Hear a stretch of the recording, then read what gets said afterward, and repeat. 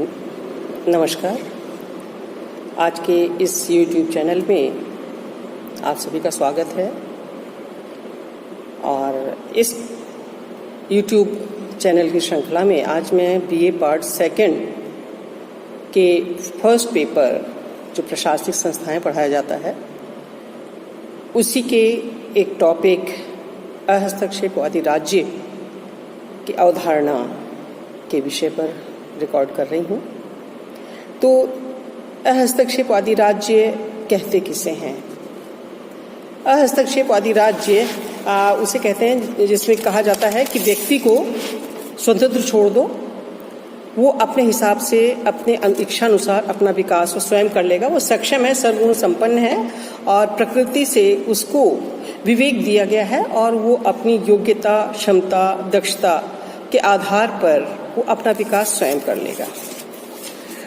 तो इस टॉपिक में मैं आपको ये बताऊंगी कि अहस्तक्षेपवादी राज्य की अवधारणा के पक्ष में क्या तर्क दिए जा रहे हैं और उसकी आलोचनाएं क्या क्या की जा रही हैं, उसके विषय में ही मेरा आज का ये YouTube चैनल का टॉपिक है।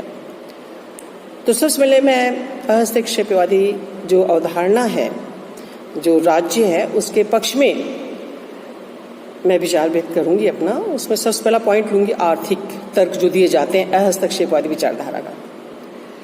तो पहला जो तर्क दिया जाता है वो आर्थिक तर्क है। उसमें ये कहा जाता है कि हस्तक्षेपवादी जो विचारधारा है उसके अंतर्गत व्यक्ति अपने लाभ और हानि को अच्छी तरह से समझता है। अतः राज्य को व्यक्ति के जीवन में कोई भी हस्तक्षेप नहीं करना चाहिए। यदि किसी वस्तु की मांग अधिक होगी, पूर्ति कम होगी, तो उस वस्तु का मूल्य अधिक हो जाएगा क्योंकि उसकी आपूर्ति नहीं हो पाएगी। और मांग अगर कम होगी और आपूर्ति उत्पादन अधिक होगा तो कीमतें अपने आप घट जाएंगी। तो इस तरह से राज्य को इसका किसी भी वस्तु का मूल्य निर्धारित नहीं करना चाहिए। वो व्यक्तियों को स्वतंत्र छोड़ देना चाहिए। वो अपनी जो उत्पादन है या जो आपूर्ति है उसके हिसाब से वो स्वयं उसका मूल्य निर्धारित कर लेगा। वो अपने आप उसका धारक होगा, वो अपने आप उसका श्रेय उसका खुद का होगा। और इसी कड़ी में दूसरा जो बिंदु आता है वो नैतिक तर्क। हस्तक्षेपवादी विचारधारा के लिए नैतिक तर्क ये दिया जाता है कि व्यक्ति को ईश्वर की तरफ से विभिन्न प्रकार की शक्तियां देय हैं। उसके आचार, विचार, व्यवहार, उसकी सोच, उसकी मानसिक क्षमता, तो इसलिए उसको स्वतंत्र छोड़ देना चाहिए। वो अपनी इच्छानुसार वो जैसा चाहेगा वो अपने ढंग से अपने व्यक्तित्व का विकास कर लेगा और जैसा भी वो नैतिक दृष्टि से जिसे उचित समझता है उसका पालना वो स्वयं करेगा। इसलिए राज्य को व्यक्ति को निर्बाध छोड़ देना चाहिए। उसके जीवन में किसी प्रकार का हस्तक्षेप नहीं करना चाहिए। और नेक्स्ट जो ये बता सकते हैं, जो अगला बिंदु है वो है ऐतिहासिक तर्क जो दिया जाता है इसके लिए। इसमें ऐतिहासिक उदाहरणों से हस्तक्षेपवादी यह सिद्ध करने का प्रयास करते हैं कि राज्य के द्वारा आर्थिक तथा सामाजिक जीवन में हस्तक्षेप सदैव हानिकारक रहा है। जब भी राज्य ने व्यापार और मजदूरी का नियमन किया तब उसे असफलता मिली है। राज्य की नियंत्रण व्यवस्था में चोरबाजारी बढ़ी, उत्पादन घटा, मूल्य वृद्धि हुई। सामाजिक जीवन में राज्य हस्तक्षेप के कारण कई क्रांतियां भी हुई हैं। धार्मिक क्षेत्र में हस्तक्षेप के कारण राज्यों को असफलताएं भी मिली हैं। इसलिए भारत में हमने ये देखा है कि भारत में जीवन के जिन क्षेत्रों में राज्य ने हस्तक्षेप किया वहां कोई चमत्कारक सफलता नहीं मिल पाई है। हमारे सरकारी संस्थान घाटे, भ्रष्टाचार तथा कम उत्पादन के पर्यायवाची बन गए। अतः व्यक्तिवादियों के अनुसार जो उन्होंने विचार व्यक्त किया वो कहा कि राज्य को अहस्तक्षेप की नीति का ही अनुसरण करना चाहिए। अगला जो हम वैज्ञानिक तर्क दिया गया है हस्तक्षेपवादी विचारकों के अनुसार, ये कहा गया है कि सभी कार्यों के संपादन की योग्यता राज्य में नहीं है।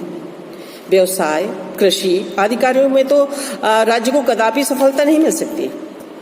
राज्य के कर्मचारी भी योग्य नहीं होते क्योंकि वे उस प्रतिबद्धता और समर्पण की भावना से कार्य नहीं कर पाते हैं जिस प्रतिबद्धता से व्यक्तिगत व्यवसाय का स्वामी स्वयं करता है। राज्य की कार्यशक्ति और दक्षता वैयक्तिक कार्यशक्ति और दक्षता से उत्कृष्ट नहीं अपितु निम्नतर होती है। लोकतंत्र में तो ऐसा व्यक्ति रक्षा मंत्री बन जाता है जिसने कभी सिपाही के रूप में भी काम ना किया हो। ऐसे अनुभवहीन व्यक्तियों के हाथ में राज्य की अगर बागडोर होती है तो वो राज्य किस प्रकार से विकास कर सकता है, ये एक सोचने का बिंदु है। इस हस्तक्षेप विचारधारा के अंतर्गत अगला जो तर्क दिया जाता है उसे हम वैज्ञानिक तर्क के अंतर्गत उसको स्पष्ट करेंगे। जैसे हर्बर्ट स्पेंसर जो है, जो प्राणी विज्ञान से नई युक्तियां लेकर के अहस्तक्षेपवादी विचारधारा का समर्थन किया है। हर्बर्ट स्पेंसर के अनुसार जीवन संघर्ष में जो व्यक्ति योग्य होते हैं वे आगे बढ़ जाते हैं और जो अयोग्य तथा दुर्बल होते हैं वो व्यक्ति नष्ट हो जाते हैं। ये प्रकृति का नियम है जो समाज में भी लागू होना चाहिए और समाज में तभी लागू हो सकता है जबकि हम व्यक्तियों को स्वतंत्र छोड़ दें। इस युक्ति के आधार पर व्यक्तिवादियों का कहना है कि राज्यों को दुर्बल, निर्धन और असहाय व्यक्तियों की सहायता नहीं करनी चाहिए। यदि राज्य सहायता करता है तो अयोग्य व्यक्तियों की बढ़ोतरी हो जाएगी। स्पेंसर ने यह भी कहा है कि शांति और न्याय व्यवस्था ही राज्य का उचित कार्य है और राज्य को शिक्षा, चिकित्सा आदि का प्रबंधन नहीं करना चाहिए। ऐसे कार्यों को व्यक्तियों को ही उनको छोड़ देना चाहिए। इस प्रकार प्राणी शास्त्र के अनुसार ये कहा जाता है कि राज्य को प्रत्येक व्यक्ति को स्वतंत्र छोड़ देना चाहिए और जिससे कि उनको अपना विकास करने का अवसर स्वयं प्राप्त हो सके और वो अपना विकास कर सके। तो ये तो मैंने कुछ बिंदु आपको बताया कि जो हस्तक्षेपवादी विचारधारा के पक्ष में विभिन्न विद्वानों के द्वारा दिए जाते हैं। इसके बाद मैं आपको हस्तक्षेपवादी जो अवधारणा है उसकी आलोचना में क्या क्या तर्क दिए जाते हैं उसके विषय में मैं यहाँ बताना चाहूँगी।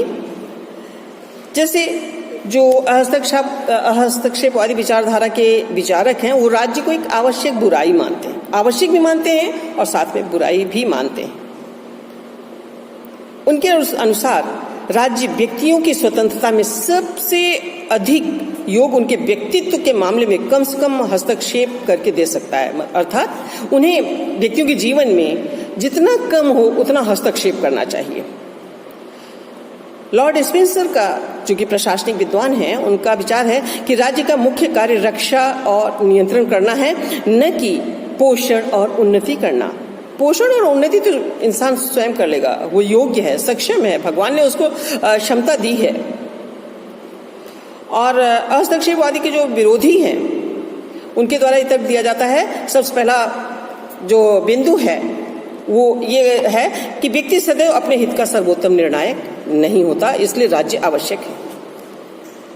और दूसरा बिंदु बताया कि राज्य कल्याणकारी संस्था है, राज्य के द्वारा कल्याणकारी कार्य किए जाते हैं, उनके द्वारा किसी प्रकार का अनुचित हस्तक्षेप नहीं किया जाता, बल्कि अपने कर्मचारियों के लिए अधिकतम संभव प्रयास किए जाते हैं और उनके कल्याण के लिए कार्य किए जाते हैं। आलोचकों का तीसरा जो बिंदु है, जो कि हस्तक्षेपवादी विचारधारा के विरोधी हैं, उनका ये कहना है कि हस्तक्षेपवादी जो राज्य है वो या जो लोक कल्याणकारी राज्य है वो व्यक्ति का विरोधी नहीं है, बल्कि राज्य के लिए वो अवसर उपलब्ध करवाता है, वो साधन उपलब्ध करवाता है जिससे कि व्यक्ति विकास कर सके। एक अगला बिंदु और है जो कि विरोधी लोग कहते हैं, उनका ये कहना है कि हस्तक्षेपवादी की जो आलोचनाएं करते हैं उनका ये कहना है कि जो व्यक्ति है अगर उसको स्वतंत्र छोड़ दिया जाएगा तो ऐसे व्यक्ति जिसमें क्षमताएं नहीं है, जो अपना विकास करने में स्वयं सक्षम नहीं है, उसको सहयोग की आवश्यकता है तो उसको सहयोग कौन करेगा, इसलिए राज्य आवश्यक है। और दूसरी बात ये कह सकते हैं कि यदि राज्य में कोई समयानुसार कोई उसमें कमी आ गई है, कोई समस्याएं हैं, तो उन समस्याओं को दूर किया जा सकता है, उसमें संशोधन किया जा सकता है और व्यक्ति के लिए वो अवसर उपलब्ध करवाया जा सकता है जिससे व्यक्ति अधिकतम विकास कर सके। तीसरे से कहते हैं जो हस्तक्षेपवादी विचारधारा है वो वर्तमान समय में है नहीं, बल्कि